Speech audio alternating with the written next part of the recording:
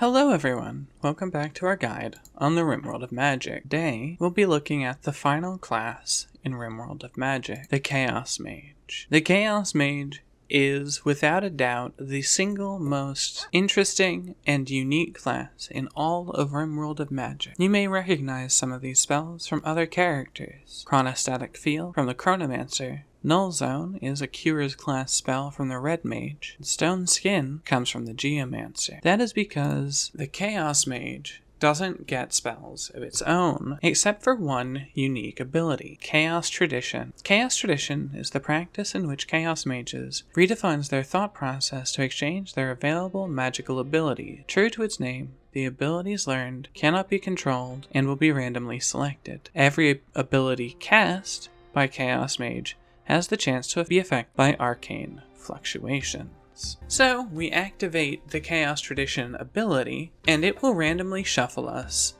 to powers at this point. For some reason we have Null Zone. I don't quite understand why that is. I think something broke. But we activate Chaos Tradition, and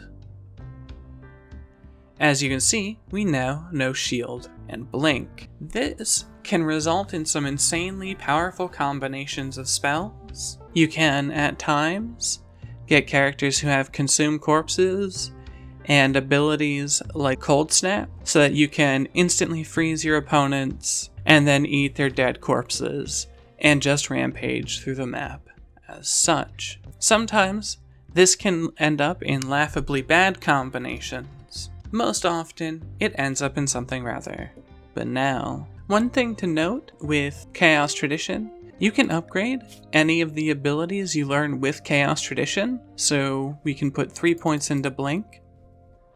And then when we activate Chaos Tradition, as you can see, we're reimbursed the points that were invested into those spells. This can cause some problems with Kira's class mod, as I hear there's a chance when you activate Chaos Tradition that you'll accidentally be left with the spell. So, yeah, that can be an important thing to note. Let's see if we can't get it to happen here. Yep, as you can see, we now permanently have Gust. Gust 1, but we've still been reimbursed those class points. Chaos Tradition can be upgraded in 3 different ways. Each one requires 2 points per level to level up. The first way we can train this is with Chaos Flux. This increases the chance that wild magic has a beneficial surge, as well as decreasing the chance that it backfires. This does not change the neutral event, which is always at 3%. So, at level 0, there's a 2% chance that we'll get a positive event, a 3% chance we get a neutral event, and a 5% chance that we get a negative event. And these shift to the inverse from level 0 to level 3, ending at a 5% chance of a positive event, a 3% chance of a neutral event, and a 2% chance of a negative event. What I have on screen right now is a list of all good, neutral, and bad events that can occur, pulled from the Rimworld of Magic wiki. So, we have good events, such as a Healing Wave, which heals all pawns, 4 cells around the caster, 1 wound by 10. Zero Cost, which refunds the cost of the spell. Ability Reset, which sets the cooldown of the ability to 0. Neutral events include instantly teleporting the pawn to a position within 16 cells. Flowers, which turns the spell into a flower shower. Consumes mana and resets the cooldown of the ability. Mass Poison, all pawns on the map with a food need experience food poisoning. That's a neutral. Mass Exhaustion, all pawns on the map with a rest need have rest set to 0. All of these prevent the spell effect from going off, and then the bad events prevent the spell effect from going off and cause an explosion, setting off a 5-cell explosion around the caster. Delay Magic, all pawn abilities go into cooldown as if they were just used. Muted, the pawn is unable to cast for a period between 2.5 to 4 in-game hours, and then Time Field, all pawns excluding the caster within 6 cells are trapped in a time bubble. Now, I might move Time Field up to neutral and Poison and Exhaustion down to fucking bad, because holy shit, those sound pretty bad, especially the food poisoning thing. The next way this ability can be upgraded is through Protean. Protean increases the number of abilities the Chaos Mage is able to learn through the Chaos Tradition. Chaos Tradition is never removed. It of course costs 2 points per level, and this is, if you want a truly skilled Chaos Mage, this is the ability you want to level. We go from generating 2 abilities to 3, 4, and then at our current level, 5. This requires you to invest 6 levels, but it's amazing. This gives your Chaos Mage an even better chance of generating highly useful abilities. We've gotten Light Skip, which is, as I've shown in the Bright Mage, and I'll put that in the cards up above, a pretty insane ability, and we can level up Relativity, and even more insane, if we were level 10, we spent 6 points into Protean, we would still have 4 points left over if we ever got Light Skip, and then, when we arrive, we can use Chaos Tradition again to get those points back and invest them into new abilities. So, we have our level 10 Bug, who puts the 4 points into Relativity. He's now at 0 points, he has 3 Protean, 2 Relativity. We can use Global Light Skip if we want, go out here to the map, visit any of our friends or anything like that, and then if we want to get those points back immediately, we just use Chaos Tradition and, well bam, we now have 4 points available for whatever abilities the game has given us. This is insane. If you max out Protean, and then start putting points into your abilities, you are going to get dividends in returns. Oh, but if you think the use of levels and experience on these guys is crazy already, the next way we can upgrade this character is through the use of the Mercurial Upgrade. Chaos Mages thrive on change. Each skill level brings added benefit when Chaos Tradition is used. This requires 2 points per level. Of course, at level 0, it just changes all learned abilities. At level 1, so this costs us 2 points, it gives us a +8 mood boost for 24 hours. So we just level up Mercurial to 1, we go to our needs, we see we have Nuzzled, Initial Optimism, and Very Low Expectations. We just use Chaos Tradition here, and we now have a chaotic mood boost. Now that's pretty insane, as we now have a whole new selection of spells. It looks like the good old broken Chaos Mage has also retained Mass Light Skip, so we can still light skip around the map. Fantastic. But we have a whole new host of abilities. Reverse Time, fantastic. Purifies an amazing spell from the Priest. I'll leave a link to that one as in the cards as well. Now, unfortunately, as far as I'm aware, you can't get double chaotic. So no matter how many times you use this ability within 24 hours, it just resets the timer instead of starting an additional one. But let's try to confirm that, should we?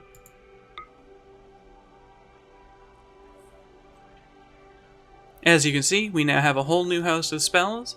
1, 2, 3, 4, 5.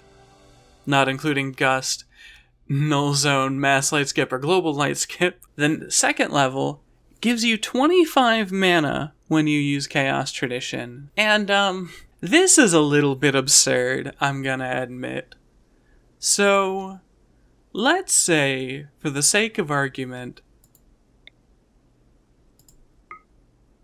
that I only have 9 mana left, and suddenly, I can't use any of my abilities. What am I to do? I'm just a humble Chaos Mage. Oh, that's right, I use Chaos Tradition, and suddenly, I'm up to 34 mana. Look at that, a whole new host of abilities. Wow, isn't this fantastic? However, it gets a little more absurd from there, because you see, this has a 30-second cooldown. So if we just ramble on for about 30 seconds about, I don't know, how Rogan's such a good boy, how minions are like the best goddamn thing in this game, how the hell do I still have Global Light Skip? I mean, we can go on about anything at this point. And, just dismiss our minion and, oh, look at that, the Chaos Tradition's back. And hey, look, we use Chaos Tradition again. And oh, look at that, we are at 60 mana now. That's right. We can regain 25 mana every 30 seconds. You remember how I was talking about with, like, the Wanderer? How, wow, it's pretty cool that I get the ability to, like, generate 1 mana by casting this spell. And it's 1 mana over what it costs, so, I'm coming out on top, and it's technically this exchange. No, the Chaos Mage is just like, random bullshit, go! and now suddenly we have more mana. But of course, if you think that's an absurd upgrade, let me introduce you to the final upgrade for Mercurial. The final upgrade applies a stacking buff that increases your primary stats. Now I know what that sounds like. That sounds like it would increase these abilities here, but let me assure you, that's a lie. No, what this actually does is we activate Chaos Tradition. We see, wait, none of my stats have gone up. What the hell? What has happened here? I'm tired of you lying to me, Tauren. But Tauren didn't lie. Tauren never lies.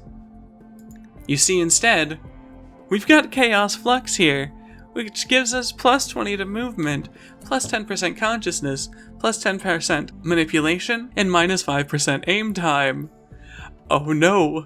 How long does this last? Well, you see, this has a 30-second cooldown, and these buffs stack with one another, so if we just apply this once again, we get Chaos Flux 2, which is 30% movement, 20% consciousness, 20% manipulation, 10% breathing, 10% blood pumping, and negative 10% aim time. We're just gonna see how high this stacks.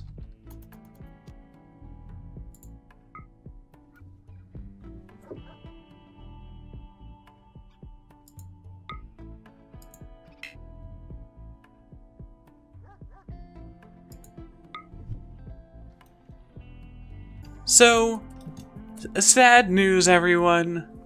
Chaos Flux seems to max out at 3 casts of Chaos Tradition. Unfortunately, we can't do random bullshit a go-go forever.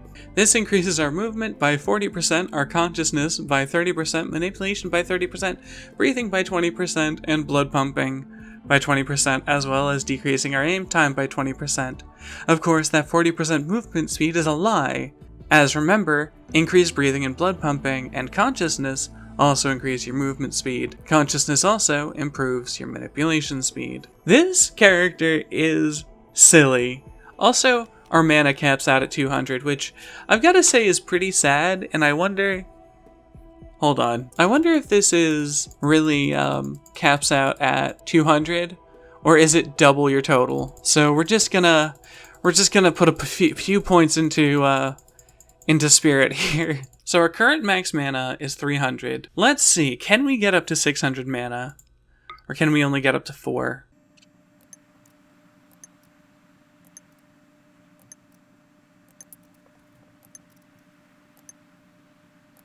Oh, we're cresting past 400 mana now. We're at 420. Let's go! We're just moving past 500 mana at this point.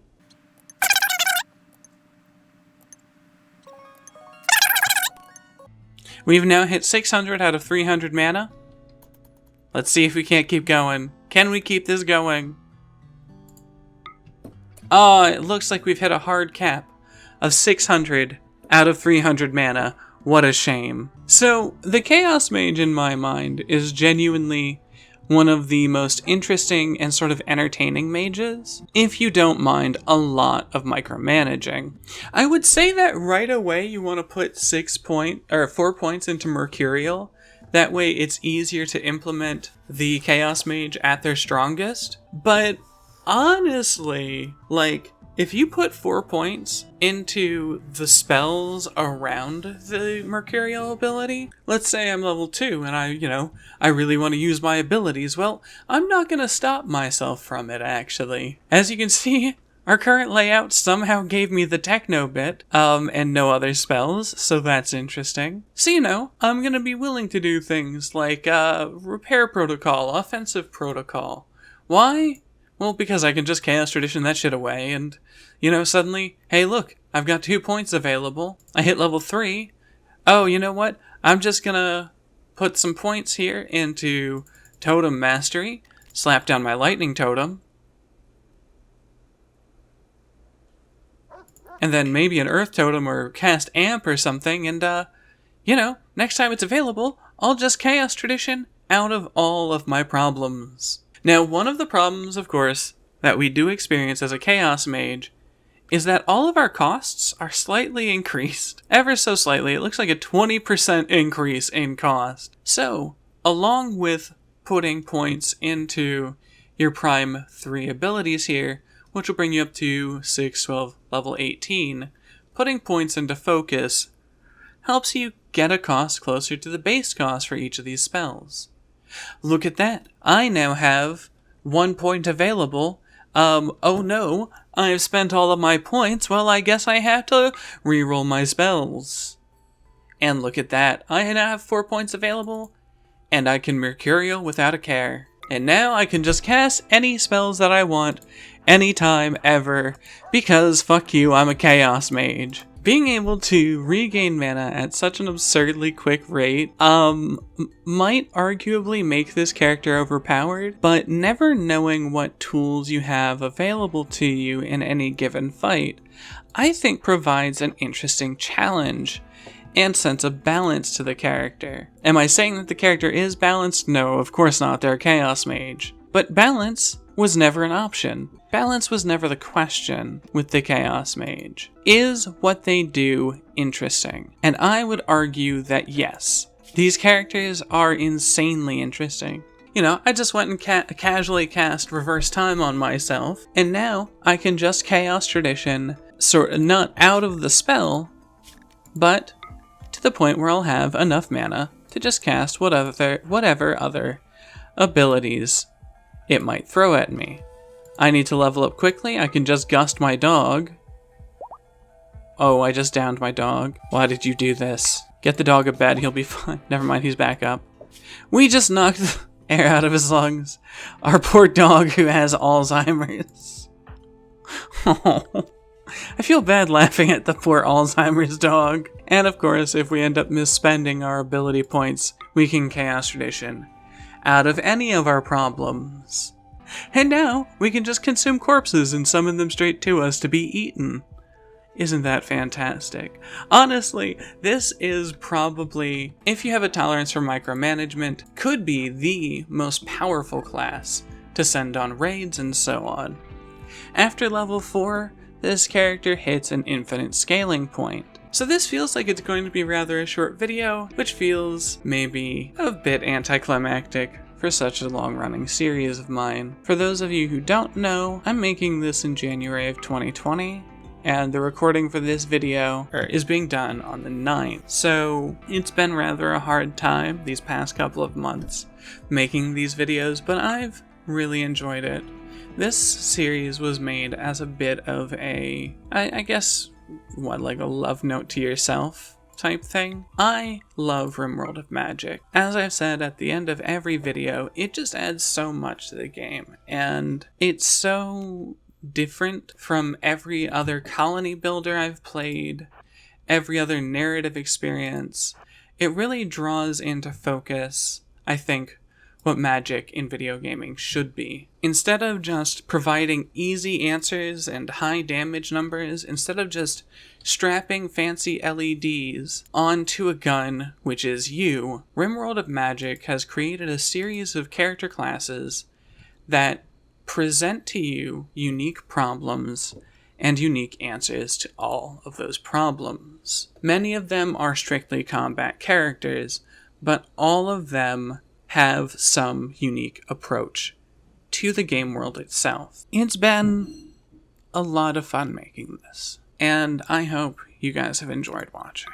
I'm working pretty hard on finding a new project. If you're interested in learning about that, maybe join us over on the Discord, where we talk about Rimworld of Magic, Rimworld, modding in video games, and magic in video games, where I hope post every so often about seeing another colony builder that takes on magic in video games in hopefully as interesting, or perhaps a more interesting way than Rimworld of Magic is even capable of, though I don't know how they could possibly pull that off. Have you heard of any video games that cover magic in an interesting way? Let me know down in the comments. If you're interested in checking out Rimworld of Magic, I'll leave a link both to this and Kira's classes in the description. You can also find me over on Twitch, where I stream 3 nights a week, anywhere between 10 p.m. and 2 a.m. Eastern Standard Time. But that's gonna be it for now. Thank you guys for joining me for this guide. to the Rimworld of magic, and just remember, nobody's cares. Thank you very much and good night. We got an assassination request. I want to try this. Oh no! I didn't send them with any fuel. Nothing, we're just sitting here playing chess. It's fine. Can we make beds? Make ourselves a new home here in the big city. Every day wondering about the family we've left, how they're doing, if they miss us at all. They're gonna be like, why are there 2 homeless people sleeping in the back of our rec center?